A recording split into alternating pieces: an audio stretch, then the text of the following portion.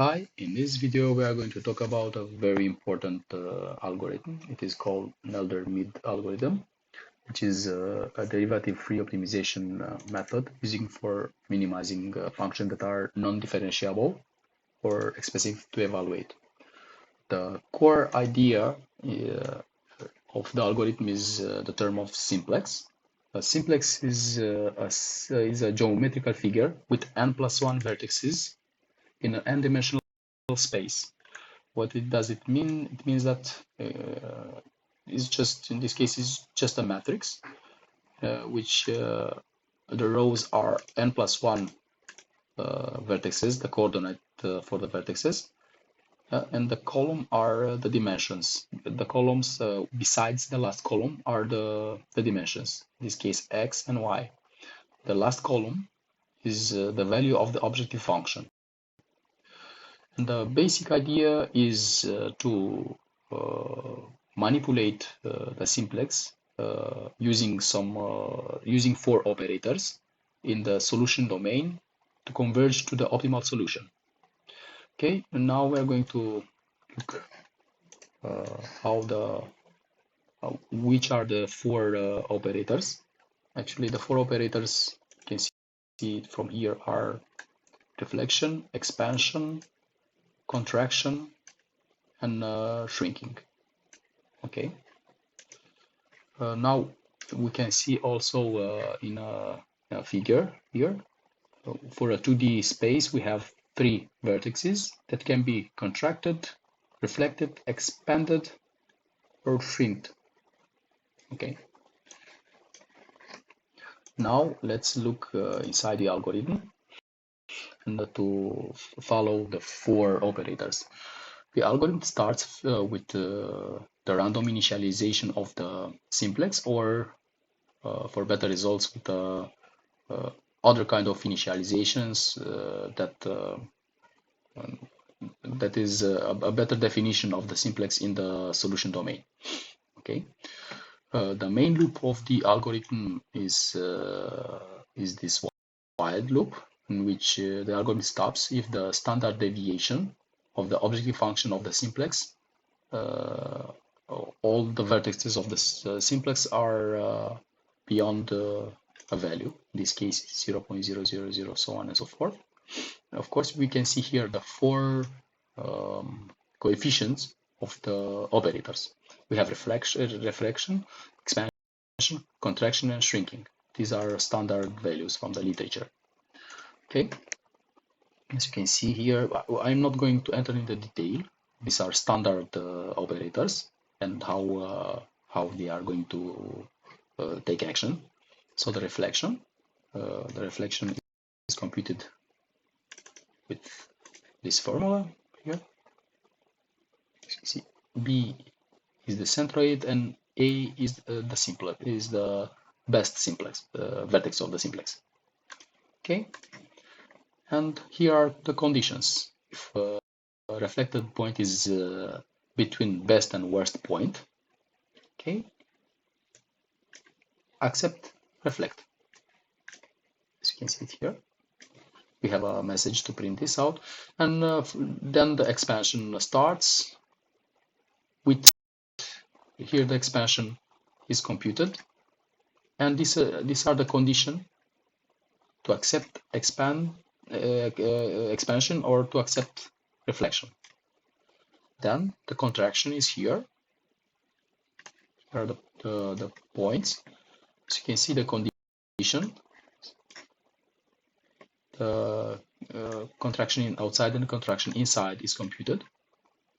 The condition for accepting the contraction outside and the condition for accepting the contraction inside, and last, the condition for shrinking the simplex.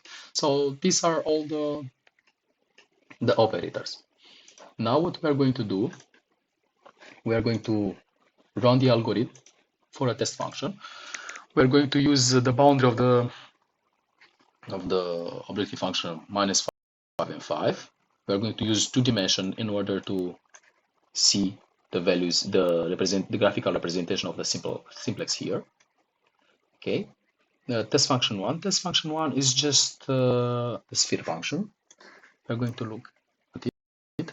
So we are going to have the sphere function exactly like here. So our simplex is going to converge in the middle of the square, let's say. Yes.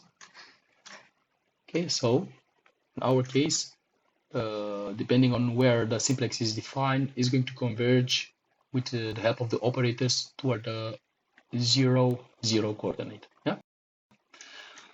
Of course, for every, as you can saw, for every operator, I put a message when it is happening, and also I put a delay of half a second for each step, let's say, each iteration.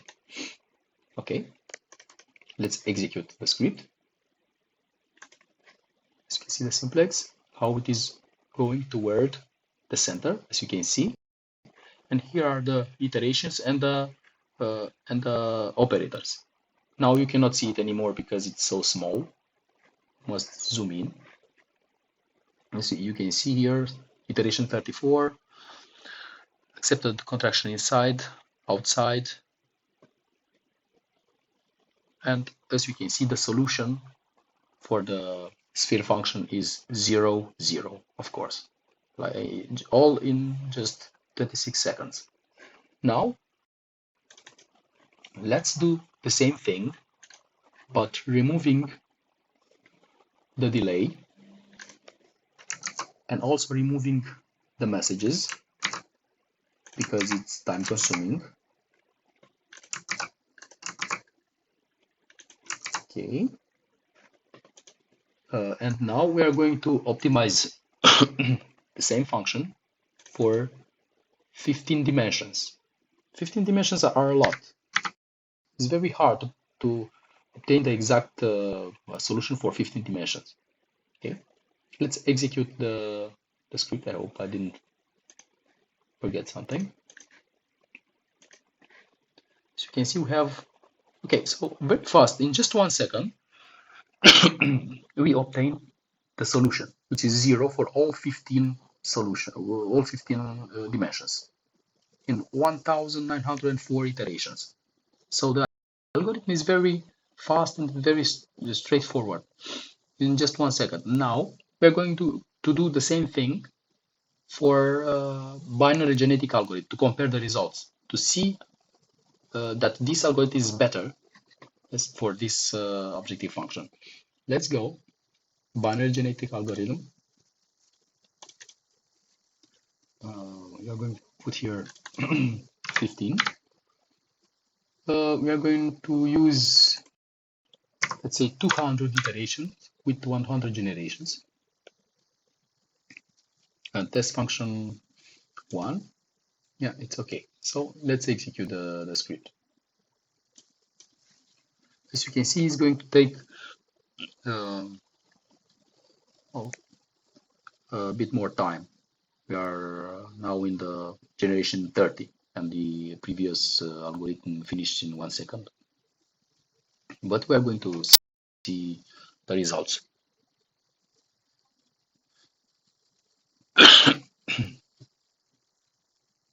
Now wait a bit.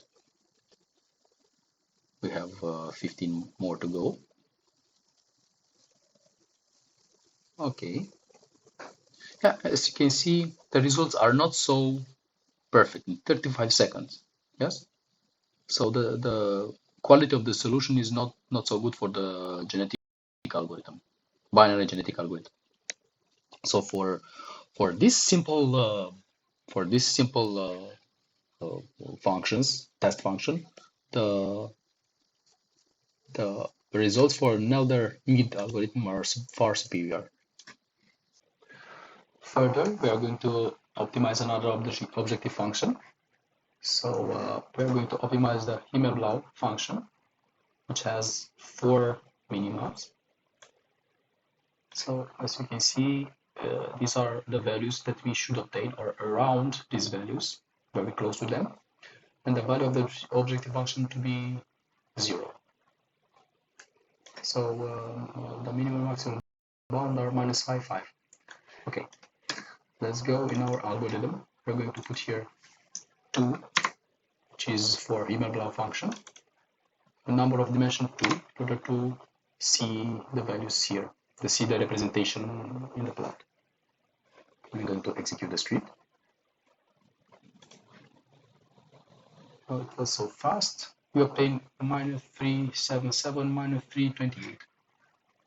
Let's see. -377 -328, as you can see it here. Let's run it again. It's a pity because we cannot see simplex for a long time. Once again, as you can see, how it converges to the same point. Once again, the same point. I would like to go to the other point, but oh yeah, this time you have another point somewhere here. As you can see, 3.58 with -1.84. Yeah, so the values are very fast. The solution is given very fast and very accurate. Okay, so that's it with the algorithm. Thank you so much.